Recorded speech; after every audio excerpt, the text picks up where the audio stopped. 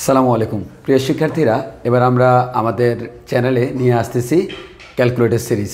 আমাদের এই ক্যালকুলেটর সিরিজে থাকবে হচ্ছে ইএক্স ক্যালকুলেটর, এমএস ক্যালকুলেটর এবং ইএস ক্যালকুলেটরের যত ধরনের ব্যবহার আছে সেই ব্যবহারগুলো।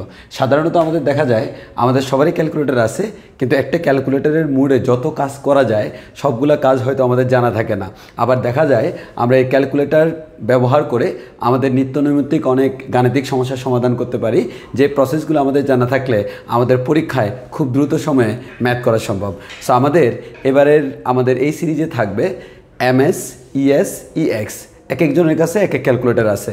সো প্রত্যেকটা ক্যালকুলেটরের জন্য হচ্ছে ক্যালকুলেটর হ্যাক্স, এবং এই হ্যাক্সের মধ্যে থাকবে প্রত্যেকটা টপিকস ভিত্তিক আমরা এই যে কোন কোন কাজগুলো করা যায় ক্যালকুলেটরে, এবং এই ক্যালকুলেটরের কাজগুলো করতে গেলে কোন ট্রিক্সগুলো আমরা অ্যাপ্লাই করতে পারি সেগুলো আমরা আলোচনা করব। এবং ক্যালকুলেটরের ভিতরে যতগুলা ফরম্যাট আছে বা যতগুলো মুড আছে প্রত্যেকটা মুড নিয়ে আমরা ধাপে ধাপে আলোচনা করব।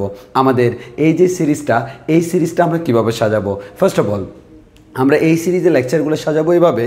প্রথমত আমরা টপিক্স ওয়াইজ আমরা আগাবো। যেমন সে ফর এক্সাম্পল আমরা ক্যালকুলেটর দিয়ে ম্যাট্রিক্সের কাজ করতে পারি, ভেক্টরের কাজ করতে পারি, ক্যালকুলাসের কাজ করতে পারি, ফাংশনের কাজ করতে পারি, পরিসংখ্যানের কাজ করতে পারি, ট্রিগোনোমেট্রির কাজ করতে পারি, আর অনেক কাজ করতে পারি। এই যে আমরা ক্যালকুলেটর দিয়ে এতগুলো কাজ করতে পারি, এই কাজগুলোর ক্ষেত্রে আমরা টপিক্স ওয়াইজ এগুলো সাজাবো। সাধারণত আমরা ইন্টারমিডিয়েটের যে টপিক্সগুলো ওই টপিক্স অনুসারে প্রথমে আমরা সাজাবো গণিতে যে কাজগুলো করা যায় এবং পদার্থবিজ্ঞানে যে কাজগুলো করা যায়। এই সাজানোর ক্ষেত্রে আমরা প্রত্যেকটা টপিক্সকে দুই ভাগে ভাগ করব। প্রথম যে ভাগটা সেই ভাগে আমাদের থাকবে আমরা MS calculator, ES calculator, EX calculator, তিনটে ক্যালকুলেটরে আলাদা আলাদাভাবে কীভাবে আমাদের একটা টপিক্সের উপর ফাংশনগুলো কাজ করা যায়।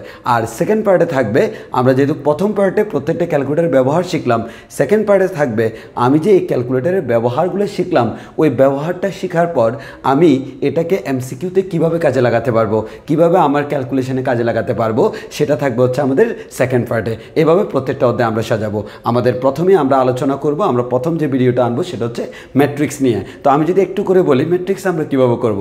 প্রথমত আমি MS calculator, ES calculator, EX calculator তিনটার জন্য তিনটা ভিডিও বানাবো। প্রত্যেকটা ভিডিওতে ওই ক্যালকুলেটরে ম্যাট্রিক্সের যেই যে ক্যালকুলেশনগুলো করা যায়, কি করা যায় সবগুলো নিয়ে আমরা শিখাবো, কিভাবে করা যায় এবং করার ক্ষেত্রে কোন ধরনের জটিলতা হতে পারে সেগুলো শেখাবো।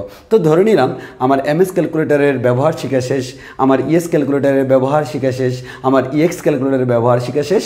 দেন এই যে আমি ব্যবহারগুলো শিখলাম, এগুলো তো আমি শুধু শিখলে হবে না, ব্যবহার করে শিখতে হবে।